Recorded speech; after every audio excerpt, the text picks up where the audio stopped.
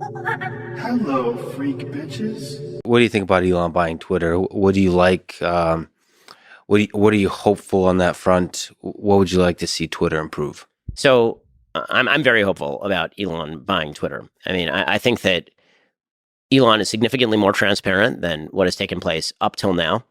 He seems committed to the idea that he's going to broaden the Overton window to allow for conversations that simply were banned before, everything ranging from efficacy of masks with regard to COVID to whether men can become women and all the rest. A lot of things that would get you banned on Twitter before without any sort of real explanation. It seems like he's dedicated to at least explaining what the standards are going to be and being broader in allowing a variety of perspectives on the outlet, which I think is wonderful. I think that's also why people are freaking out. I think the kind of wailing and gnashing of teeth and wearing of sackcloth and ash by so many members of the legacy media, I think a lot of that is because Twitter essentially was an oligarchy in which certain perspectives were allowed and certain perspectives just were not. And that was part of a broader social media reimposed oligarchy in the aftermath of 2017. So in order to really understand, I think, what it means for Elon to take over Twitter, I think that we have to take a look at sort of the history of media in the United States in 2 minutes or less. The United States, the media, for most of its existence up until about 1990, at least from about 1930s until the 1990s, virtually all media was 3 major television networks, a couple major newspapers, and the wire services. Everybody had a local newspaper with the wire services that basically did all the foreign policy and all the national policy. McClatchy, Reuters, AP, AFP, et cetera.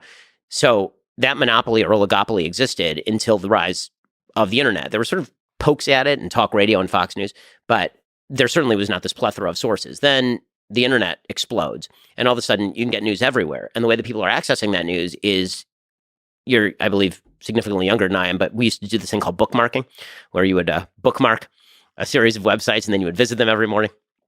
And then social media came up. And this on AOL or yeah, exactly. You had the dial up, and it was actually a can connected to a string, and you would actually it would go and then there came a point where social media arose, and social media was sort of a boon for everybody because you no longer had to bookmark anything. You just followed your favorite accounts, and all of them would pop up, and you followed everything on Facebook, and it would all pop up, and it was all centralized. And for a while, everybody was super happy because this was the brand new wave of the future. It made everything super easy. Suddenly, outlets like mine were able to see new eyeballs because it was all centralized in one place, right? You didn't have to do it through Google optimization. You could now just put it on Facebook, and so many eyeballs were on Facebook, you'd get more traffic. And everybody seemed pretty happy with this arrangement until precisely the moment Donald Trump became president. At that point, then the sort of pre-existing supposition of a lot of the powers that be, which was Democrats are going to continue winning from here on out, so we can sort of use these social media platforms as ways to push our information and still allow for there to be other information out there.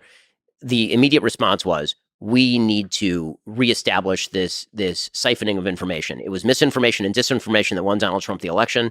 We need to pressure the social media companies to start cracking down on misinformation and disinformation.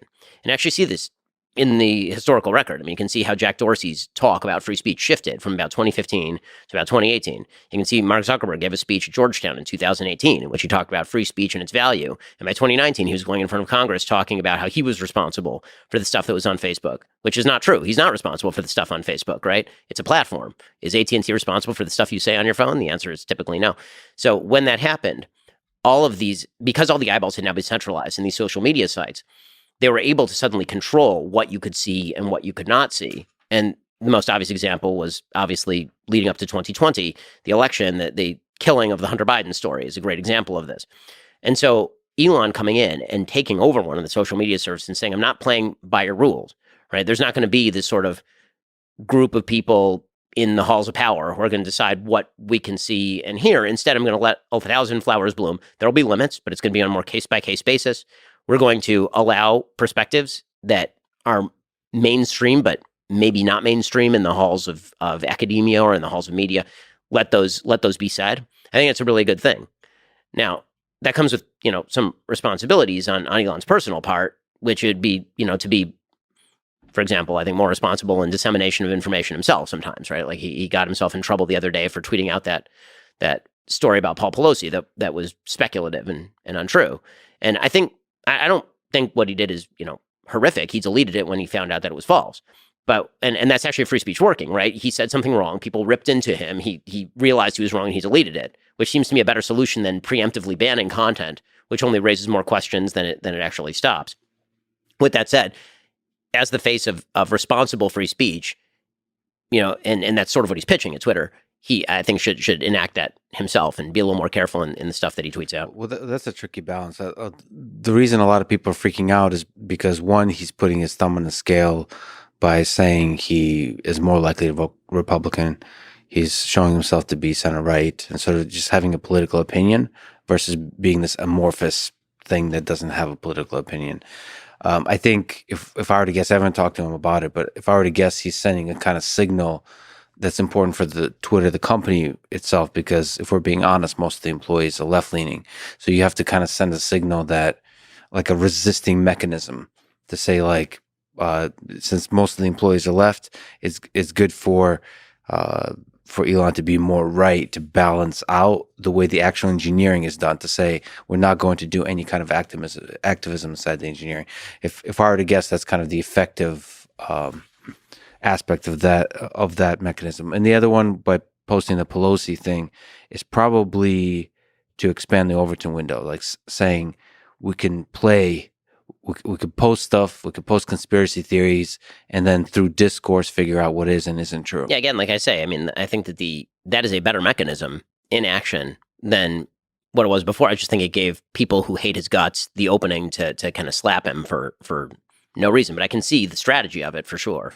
And I think that the general idea that he's, kind of pushing right where the company had pushed left before, I think that there is actually unilateral polarization right now in politics, at least with regard to social media, in which one side basically says the solution to disinformation is to shut down free speech from the other side. And the other side is basically, like, people like me are saying the solution to disinformation is to let 1,000, like, I'd rather have people on the left also being able to put out stuff that I disagree with than for there to be anybody who's sort of in charge of these social media platforms and using them as editorial sites. I mean, they're plenty. I'm not criticizing MSNBC for not putting on right-wing opinions. I mean, that's fine.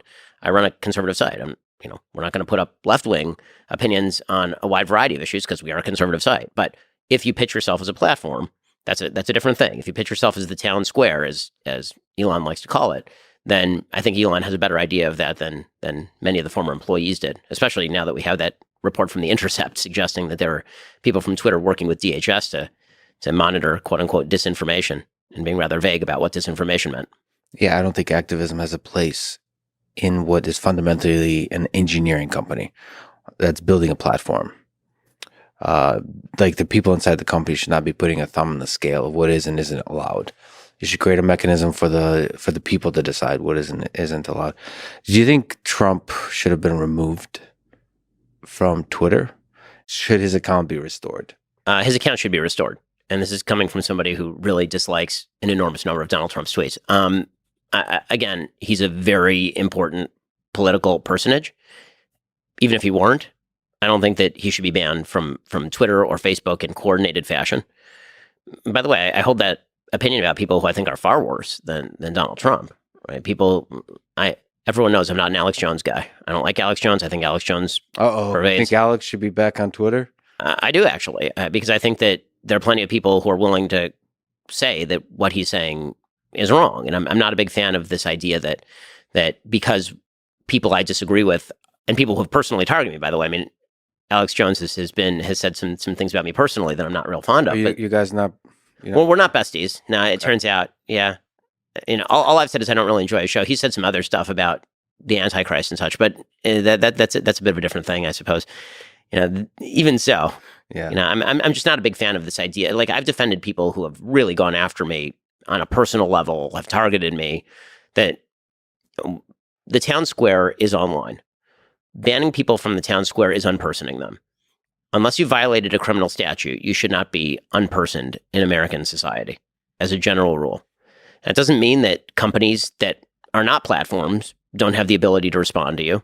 I think Adidas is right to terminate its contract with Kanye, for example, or with Ye. But Twitter ain't Adidas. So the way your stance on free speech to the degree it's possible to achieve on a platform like Twitter is you fight bad speech with more speech, with better speech.